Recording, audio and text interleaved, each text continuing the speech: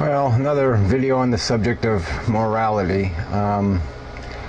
It keeps coming up, and I guess it will, as if, there's so many people that just argue that, yeah, there's no such thing as an objective morality. It's all some sort of cultural institution, and, and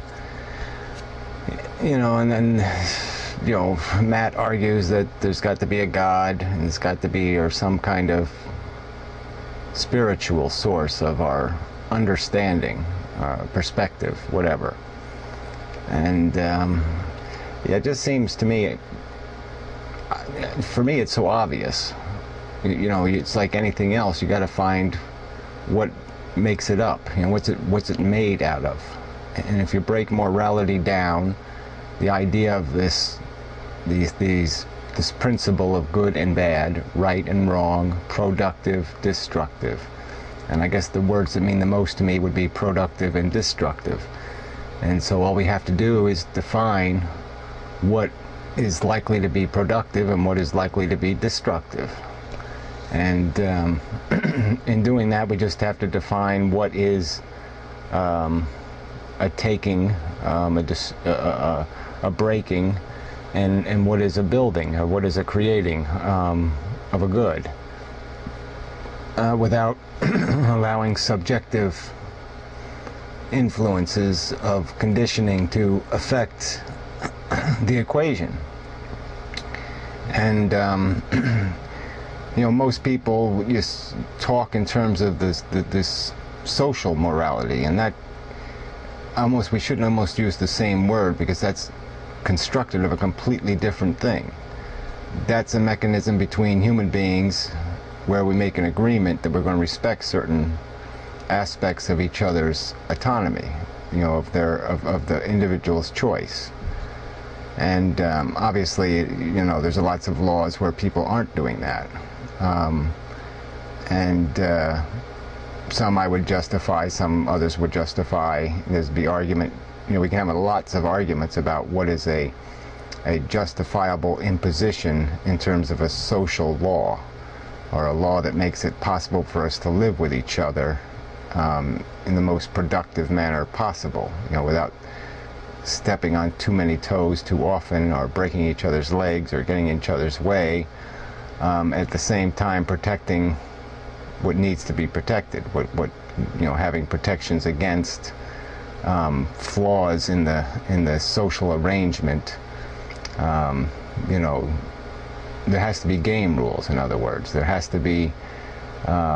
It's like if you have any sport. What if there was a guy who was, if a basketball player is 10 feet tall or something, and there's certain things that would just break the game, because there would be an advantage that would destroy something, and that to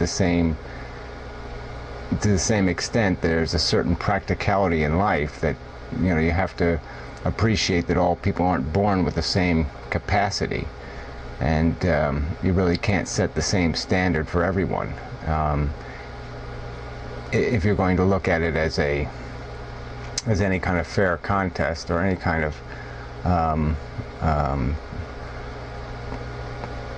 process of rule making that has as its objective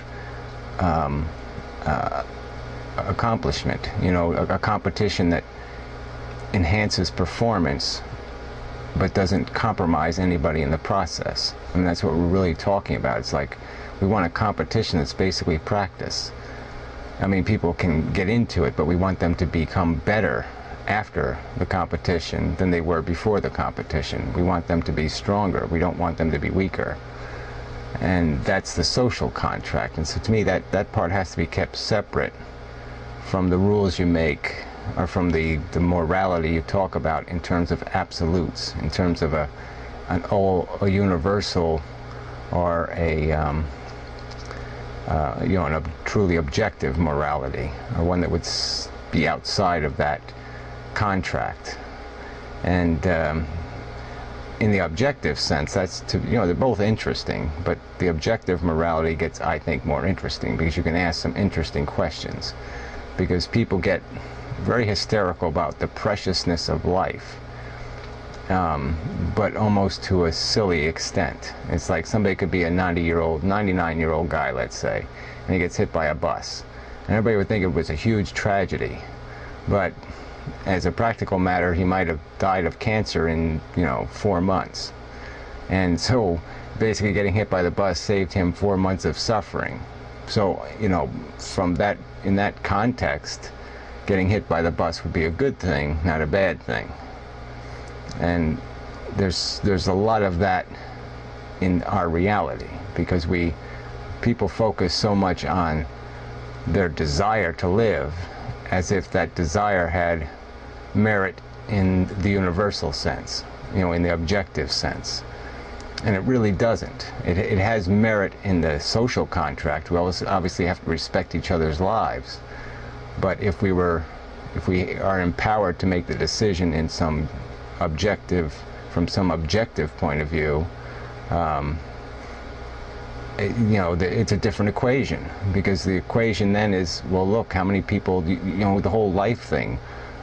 If I ask somebody, well, what's, if we have 6 billion or whatever people on Earth, do we feel like we're depriving the universe of some splendor because we don't have 12 billion? I mean, theoretically, the ones we don't have are the same as destroying the ones we do have, in theory. I mean, if we're not maximizing the human population, are we depriving the universe of some grand splendor? Is there some diminishment in the universe because there aren't a billion people? See, so I mean, even right there, the question gets kind of complicated, because we can't even say what an optimum number of lives is, because we can't honestly say we sense any deprivation, if we are missing a billion or two, in theory. It has no meaningful consequence. It doesn't mean anything to us personally, and intellectually, I don't think we can say, objectively, yes, the universe is diminished. So life really isn't a value. It really isn't a part of this equation. Oh, sorry about the interruption. I guess I should just get to the conclusion here. The bottom line is I don't think punishment for anything other than deterrence is anything but petty, stupid, and immoral, essentially. I mean, punishing people for a crime they can't undo serves no purpose. It just creates more suffering, and we gain nothing. An eye for an eye is stupid beyond its deterrent effect. So any policy of punishment that doesn't have deterrence as its primary objective is bullshit. The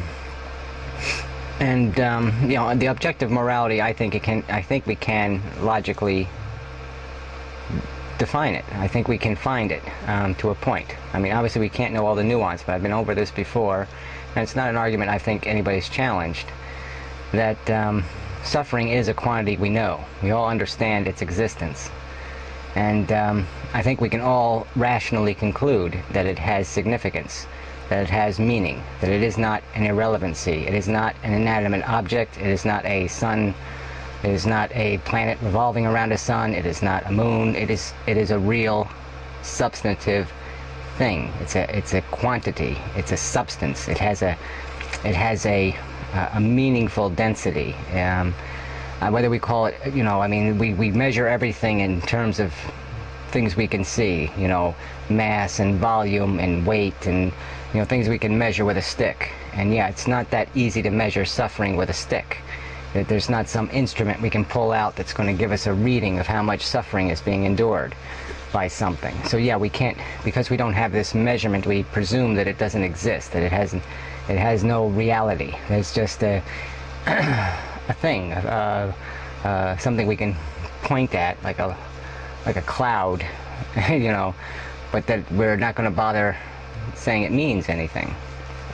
And so, like I said, I just don't think it's deniable. I don't think a rational brain can say that suffering is irrelevant, or that it doesn't have meaning in the universe, that it doesn't give the universe meaning. And that is my bottom line conclusion, that suffering is the kernel of meaning in the universe. It is the whole It is everything of meaning is built upon suffering, because without it there isn't anything, there's nothing.